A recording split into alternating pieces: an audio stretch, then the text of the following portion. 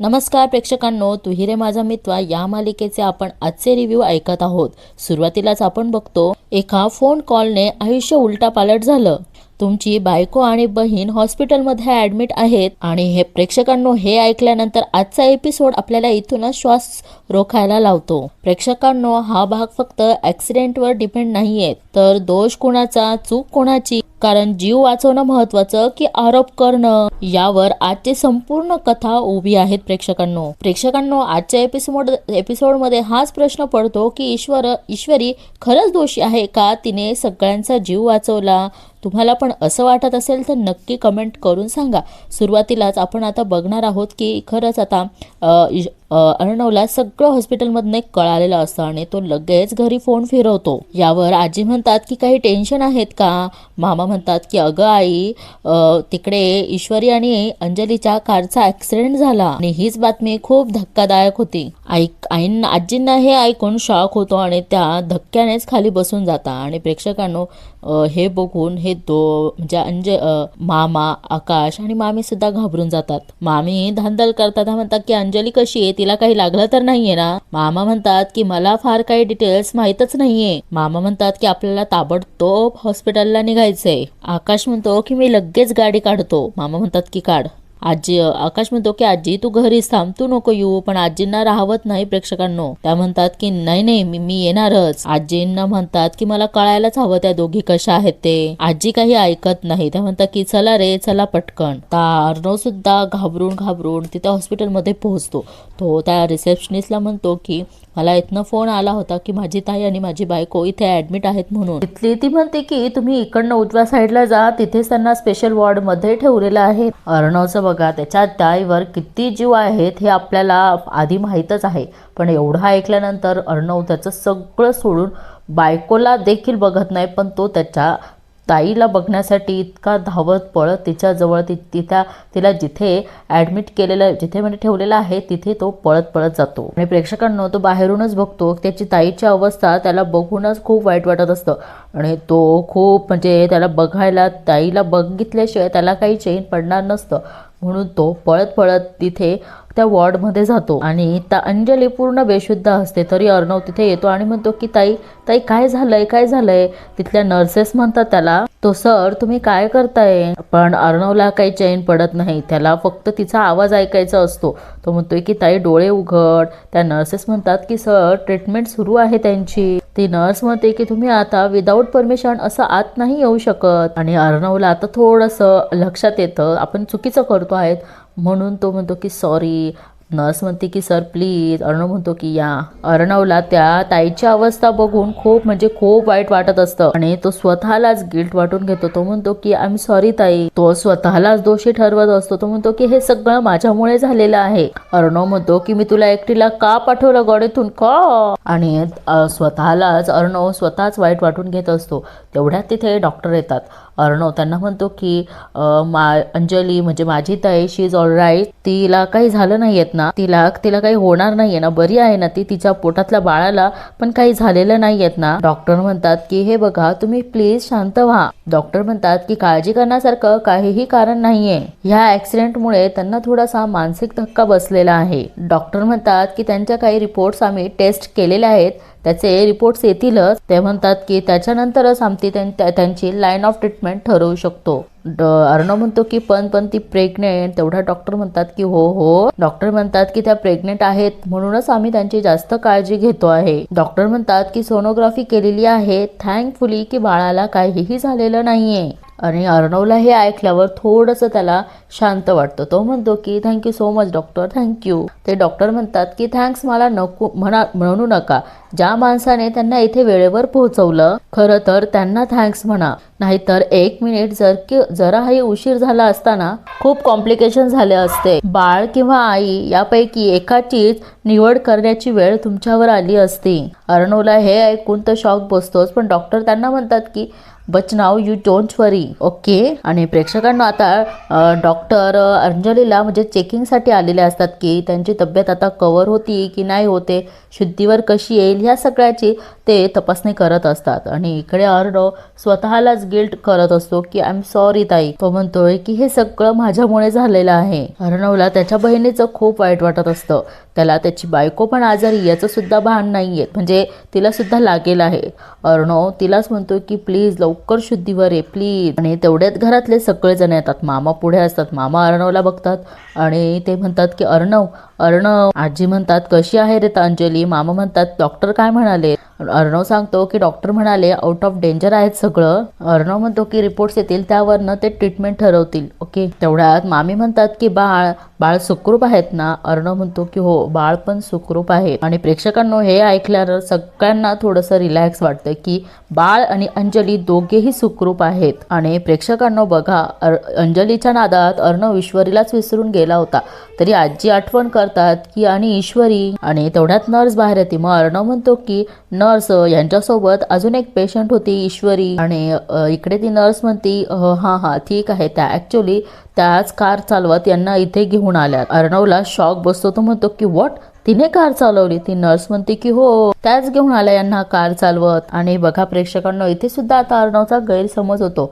तो म्हणतो बघितलं ना मामा, पाहिलंच ना किती हट्टी आहे ती. त्याला असं वाटतं की तिने कार चालवली म्हणून ऍक्सिडेंट झाला, असं त्याचा मनात गैरसमज आहे. किती आगाऊपणा करते. अर्णवचा आवाज चढतो. अर्णव म्हणतो की ड्रायव्हर दिला होता मी सोबत, पण नाही, तिला कार चालवायची आहेस तर. अर्णव चिडतो, म्हणतो टाइमपास करायचा असणार तिला, केवढा मोठा ऍक्सिडेंट झालाय हा. अर्णव म्हणतो की नाही चूक ना माझीच आहे. तिच्या भरोशावर मी ताईला पाठवलं, चूक माझीच आहे. आता मामी सुद्धा बघा तिचा खार काढते. मामी म्हणतात की हा माझी सुद्धा खात्रीच आहे, जे काही झालं ना ते ईश्वरीमुळेच झालं आहे. तेवढ्यात मामा तिच्याकडे रागाने आणि संतापाने म्हणतात की वल्लरी गप्प बस जरा. अर्णव म्हणतो की काय गप्प बस मामा, काय गप्प बस, बरोबर बोलते मामी, काय चुकीचं बोलते. बघा प्रेक्षकांनो हे तर कोणाचं अर्णवचं बोलणं कोणालाच पटलेलं नसतं. अर्णव म्हणतो की आगाऊपणा इन बिल्ट आहे तिच्यामध्ये, हा ओव्हर कॉन्फिडन्स सुद्धा इन बिल्ट आहे तिच्यामध्ये. बघितलं ना काय झालं आता. अर्णव म्हणतो की मी सोडणार नाहीये तिला, तिच्यामुळे माझी ताई ह्या कंडिशन मध्ये आहे. माझ्या ताईचा जीव घेण्याचा प्रयत्न केला आहे तिने. आता आजी म्हणतात की चिंटू. तेवढ्यात अर्णव म्हणतो की आजी तुला माहित नाही ही मुलगी कशी आहे. तेवढ्यात आजी त्याच्या कानाखाली वाजवतात प्रेक्षकांना. आजींना काही तिच्याबद्दल बोललेलं सहन झालेलं नाहीये. आणि मामांना बोलायचं असतं की आई तू हे काय केलं, पण आता मामा पण शांत बसतात. आजी म्हणतात की मनातला राग समोर जे आहे ते दाखवत नाही चिंटू. राग आला ना की मनात दुसरा कशाला जागा उरत नाही. आजी म्हणतात की हे तुला कधी कळणार आहे चिंटू. आजी म्हणतात की ईश्वरीमुळे घडलं असं तुला वाटतं ना. आजी अर्णवचा हात पकडतात आणि म्हणतात की चल तुला दाखवते तुला.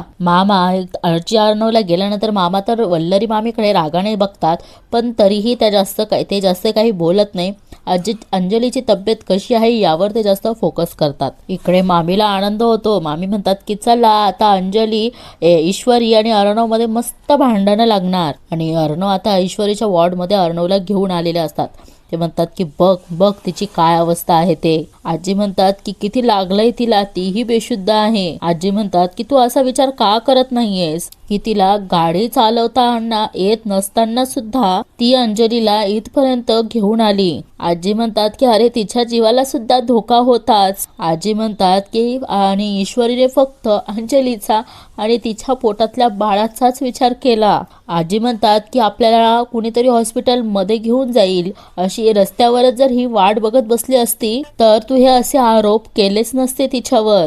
आजींना रडू पण येतं. आजी म्हणतात की चिंटू आज अंजली आपल्यात आहे ना. आणि आजी म्हणतात की तू तिची साधी विचारपूसही केली नाही. आजी म्हणतात की अरे बायको आहे ती तुझी, शत्रू नाहीये. आजी म्हणतात की कधीही फिटणार नाही असे उपकार केले आहेत तिने आपल्या सगळ्यांवर, आणि तू तिचे आभार मानण्याऐवजी तिला वाटेल ते बोलतोयस. आजींना खूप वाईट वाटत असतं अर्णव तिच्याशी कसं वागतो आहे ते. आजी म्हणतात की जमलं तर विचार कर जरा. अर्णव तिच्याकडे बघतो आणि त्याला आठवतं जेव्हा अर्णव तिला म्हटला होता की इतक्या वर्षानंतर ना मी कोणावर तरी विश्वास ठेवला होता, ती तू होतीस आणि तू विश्वासघात केला माझा मिस इंदोर. आणि तो तिच्या आईला जे बोलतो ते सुद्धा त्याला आठवत असतं की अख्खं कुटुंब उद्ध्वस्त केलं आहे तुम्ही. अर्णव म्हणतो की आणि सगळ्यात महत्वाचं म्हणजे तुमच्यामुळे माझ्या आईने सुसाईड केलं आहे. अर्णवला आठवतं ईश्वरीला म्हणतो की तुझ्यासाठी हे लग्न बळजबरी होती ना, तुझं प्रेम नव्हतंच माझ्यावर, राईट? मग आता या प्रेम नसलेल्या लग्नातच आयुष्यभर राहा. आणि हे आठवल्यावर अर्णवला स्वतःच वाईट वाटतं. तिथे बसतो आणि ईश्वरीला म्हणतो की काय आहेस तू, का तुला ओळखता येत नाहीये, मला खूप त्रास देते. अर्णव चिडून म्हणतो की मला ना तुझा खूप राग येतोय, पण माझ्या मनात तुझ्याबद्दल तेवढंच प्रेमही. अर्णव म्हणतो की ह्या मोमेंटला ना तुझ्याबरोबर कसं वागायचं ना हेच कळत नाहीये मला. ताईचा जीव वाचवलास तू, आणि ज्या मुलीने माझ्या ताईचा जीव वाचवला त्याच मुलीवर मी डाऊट देखील घेतला आहे. अर्णव म्हणतो की हेच खूप गिल्ट आहेत माझ्या मनात. अर्णव म्हणतो की काहीच कळत नाहीये, का अशी वागतेस तू? तो म्हणतो की डाऊट घेणारच ना, कारण ज्या बाईमुळे माझ्या आईचा जीव गेला त्याच बाईची मुलगी आहेस तू. तुम्ही दोघांनी मिळून हे सगळं प्लॅन केलं नसेल कशावरून? तो म्हणतोय की पाहिलंस ना काय होतं आहे ते, तू अशी ह्या अवस्थेत पडली आहेस इथे, तुला लागलं इतकं तरी मी तुझ्यावरच डाऊट घेतोय. का वागतेस तू, आणि मुळात मी असा का वागतोयस? अर्णवचं लक्ष तिच्याकडे नसताच प्रेक्षकांना तो स्वतःच्याच गिल्टमध्ये असतो. पण तेवढ्यात ईश्वरीला आवाजामुळे किंवा काही कारणास्तव तिचे डोळे उघडले जातात आणि ती समोर बघते तर काय, अर्णव असतो. अर्णव उठून चालला जाणार तेवढ्यात ईश्वरी त्याचा हात पकडते आणि अर्णवला कळतं की ईश्वरीने आपला हात पकडलेला आहे. म्हणून आता अर्णव तिच्याकडे बघतो आणि ईश्वरी म्हणते की फिलहाल थँक्यू म्हटला तरी चालेल. आणि ईश्वरीचं हे बोलणं ऐकून मात्र आता अर्णव तिथे परत बसून घेतो. ईश्वरी म्हणते की सर, आपल्या नात्याला काय नाव द्यायचं हे नंतर ठरवू आपण. बघा प्रेक्षकांनो, आता अर्णव सुद्धा ईश्वरी पुढे झुकला. म्हणजे त्याला ईश्वरीचं तरी आत्तापर्यंत तो तिच्या आता बाजूने तरी म्हटलं आहेत की थँक्यू. ईश्वरीचं म्हणणं असतं अर्णवला की सर, जे मनात आहे ते लपवून ठेवू नका. ती म्हणते की तुम्हाला काहीतरी वाटतं आहे, म्हणजे तुम्ही अर्णव सर कुठेतरी जिंदा आहेत. बघा प्रेक्षकांनो, अर्णवला ईश्वरीबद्दल काहीतरी वाटतं आहे. तर तो आत्ताच आपल्याला माहिती की म्हणाला त्याचं तिच्यावर खूप प्रेम आहे, पण ह्या सगळ्या गोष्टींमुळे अर्णवच्या मनात जो गैरसमज झालेला आहे त्यामुळे तो तिच्यावर प्रेमासोबत नफरत सुद्धा करायला लागलेला असतो. त्यामुळे ईश्वरी त्याला असं म्हणते. ईश्वरी म्हणते की सर, राग बाजूला ठेवा आणि विचार करा सर. पण प्रेक्षकांनो बघा, आता ईश्वरी एवढं सगळं अर्णवला बोललेली असती, पण अर्णव आता तिच्यासमोर काहीच रिॲक्ट होत नाही.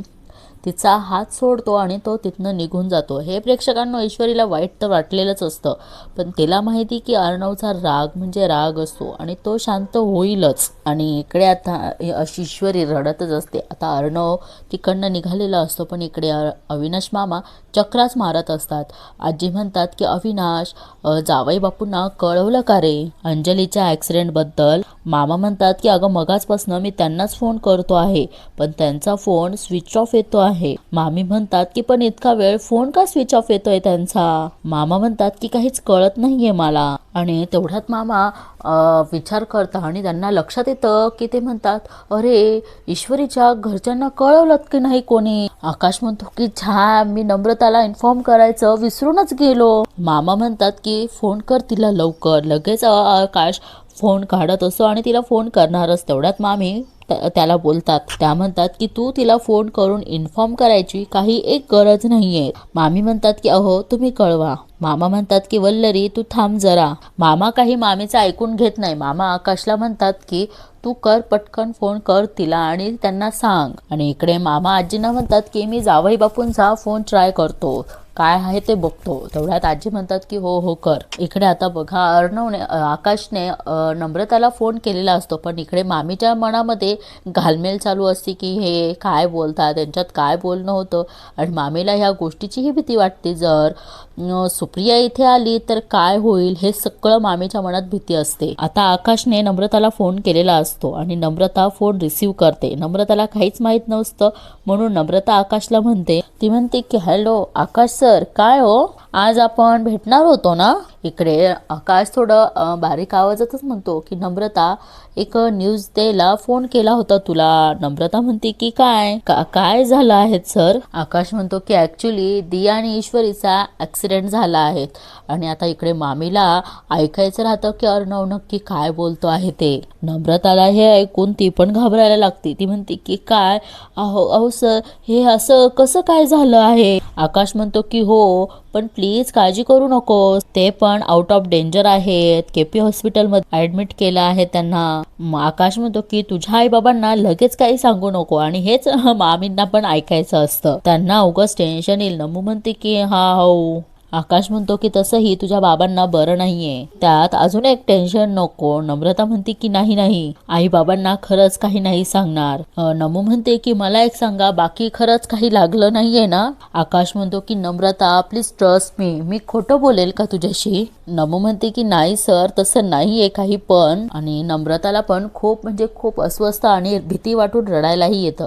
आकाश म्हणतो की डोंट वरी मी आहे इथे, तू ये लवकर. नम्रता ओके म्हणते आणि दोघेही फोन ठेवतात. पण आकाश एवढं प्रेमानं तिच्याशी बोलत असतो हे काही मामींना सहन झालेलं नसतं. इकडे बघा मामींना ते काही त्याचं बोलणं सहन झालेलं नसतं, त्यांना असं हे वाटत असतं. आणि इकडे नम्रता मात्र टेन्शन मध्ये असते, तिला हे ऐकल्यावरच धक्का बसलेला असतो. आणि इकडे मामाचं आणि आजींचं बोलणं चालू असतं, कारण जावई बापूंचा तर काही फोन लागतच नाही यावेळेस. या विषयावर ते दोघेही बोलत असतात. आणि बघा प्रेक्षकांनो इकडे आपल्याला नमू रडताना दाखवली आणि दुसऱ्या क्षणी नम्रता इथे हॉस्पिटलमध्ये सुद्धा पोहोचलेली आहे. आजी मामी आणि हे आकाश मामा दोघेही उभे असतात. आणि तेवढ्यात नम्रता तिथे येते आणि आवाज देते की आकाश सर. आणि बघा आकाश म्हणतो की नम्रता. तेवढ्यात मामी मनोमन म्हणतात की आली दळभद्री, हिला तर तेवढंच कारण पाहिजे सारखं आकाश समोर नाचायचं. नम्रताला काळजी असते, ती म्हणते की आकाश सर इशू कशी आहेत, बरी आहेत ना. आणि नम्रता म्हणते की आणि अंजली ताई. आकाश म्हणतो की रिलॅक्स दोघेही बऱ्या आहेत आता. आकाश म्हणतो की पण ती अजून शुद्धीवर आली नाहीये. प्रेक्षकांनो तेवढ्यात तिकडनं अर्णव देखील येतो आणि हे ऐकून नमूला पण वाईट वाटतं. आता मामा अर्णवकडे बघतात आणि बघा नमू अर्णवला बघते आणि म्हणते की जिजू इशू. अर्णव लगेच म्हणतो की या शी इज ऑल राईट. आणि मामा बघा अर्णवला खुणवतात की आजीची माफी माग असं त्यांचं म्हणणं असतं, पण ते डायरेक्ट बोललेले नसतात, कारण मामा भाच्याचं नातं इतकं घट्ट आहे की मामांना काय म्हणायचं आहे हे अर्णवला बरोबर कळतं. आणि अर्णव आता आजीच्या पायाजवळ बसतो आणि म्हणतो की आय एम सॉरी आजी. आणि आजी सुद्धा त्याचं एवढं मनावर घेत नाही, त्याच्या गालावरनं तोंडावरनं हात फिरवतात. आणि हे बघून मामांना पण चांगलं वाटत असतं की चला आजीने म्हणजे अर्णवला पण त्याची चूक कळाली आहे आणि आजीने पण लगेच त्याला माफ केला आहे. आणि तेवढ्या तिथनं नर्स बाहेर येतात आणि त्या सगळ्यांना सांगतात की तुमचा पेशंट शुद्धीवर आला आहे. हे ऐकून प्रेक्षकांनो सगळ्यांना आनंद झालेला असतो, कारण आपल्यालाही माहिती की आता अंजलीच जी आहे ते अर्णवची कान उघडणी आता करू शकते, कारण सिच्युएशन काय घडली हे फक्त अंजलीला माहिती आहे. मामा म्हणतात की चला. तेवढ्यात नर्स म्हणतात की एक मिनिट सगळ्यांनी एकत्र जाऊ नका, 1-2 जणच जा. आणि प्रेक्षकांनो आपण बघतो तर आजी अर्णव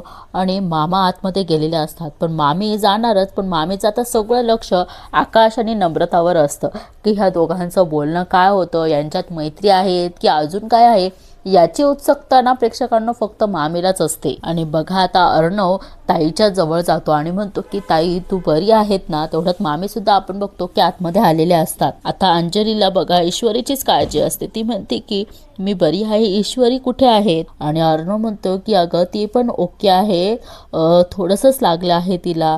अंजली बघा म्हणते की थोडं नाही रे, खूप लागलं आहे तिला. अंजली तेच म्हणते की तरी बिचारीने आम्हाला वाचवलं. आणि बघा आता अंजलीला ना प्रेक्षकांना वाईट पण वाटत असतं, पण तिची तब्येत त्यांच्यासाठी जास्त महत्वाची असते. आजी म्हणतात की रडू नकोस बाळा. त्या म्हणतात की देवाच्या कृपेने तुम्ही दोघेही सुखरूप आहात. त्या म्हणतात की जीवावर बेतलं नाही हे काही कमी आहेत का. मामा म्हणतात की हो तू त्रास करून घेऊ नकोस अंजली. मामी म्हणतात की खरंच देवाची कृपा म्हणून तू आणि बाळ दोघेही सुखरूप आहात. इकडे अंजली म्हणते की देवाची कृपा तर आहेच, पण खरंच ईश्वरीमुळेच मी आणि माझा माळ सुखरूप आहोत. आणि प्रेक्षकांनो, इकडे यांना माहीतच नाहीत की ऍक्सिडेंट कसा झाला होता ते. त्यांना आता कळतं तर ते अजून शॉक मध्ये जातात. मामांना लक्षात येतं. ते म्हणतात की म्हणजे अंजली म्हणते की मामा, जेव्हा ऍक्सिडेंट झालात ना, ईश्वरीने कुठनं तरी गाडी आणली, मला त्या ड्रायव्हर दादांना बसवलं गाडीत आणि इथवर आणलं रे. अंजली रडून सांगते की तिला बिचारीला तर गाडी पण चालवता येत नव्हती, कशी बशी तिने आणली. अंजली म्हणते की तिला स्वतःलाच इतकं लागलंय की तिला चक्कर देखील येत होती, तरी तिने हिंमत दाखवली. आणि हे ऐकल्यावर आता अर्णवचा अंजलीवर विश्वास बसला आहे. मामा म्हणतात की हो हो, हे आम्हाला कळलं, नर्सने सांगितलं आम्हाला. अर्णव म्हणतो की ताई, हा तुमचा ऍक्सिडेंट कसा झाला, ड्रायव्हरची काही चूक होती का यात? अंजली सांगते की नाही, ब्रेक फेल झाले रे. तेवढ्यात आता बघा, हे धक्कादायक म्हणजे प्रश्न म्हणजे उच्चार आहेत की ती म्हणते की ब्रेक फेल झाले. यावर अर्णव म्हणतो की व्हॉट? आणि अंजली म्हणते की अरे हो, आणि गाडी कंट्रोलच नाही राहिली ड्रायव्हरच्या. प्रेक्षकांनो, आता इकडे अर्णवला कळलं की गाडीचे ब्रेक फेल झालेत. आता याचा शोध अर्णव लावणार की नाही लावणार हे तर माहित नाही, पण आता आपण बघू की पुढील भागामध्ये काय दाखवलेलं आहे ते. आणि बघा, आता अर्णव सुद्धा ईश्वरी जवळच बसलेला असतो आणि तेवढ्यात नर्स येते आणि ईश्वरीला म्हणते की तुमचे हे दागिने, सवाशीनबाईचा असा गळा हा रिकामा चांगला दिसत नाही. आणि अर्णव बघा, आता ईश्वरी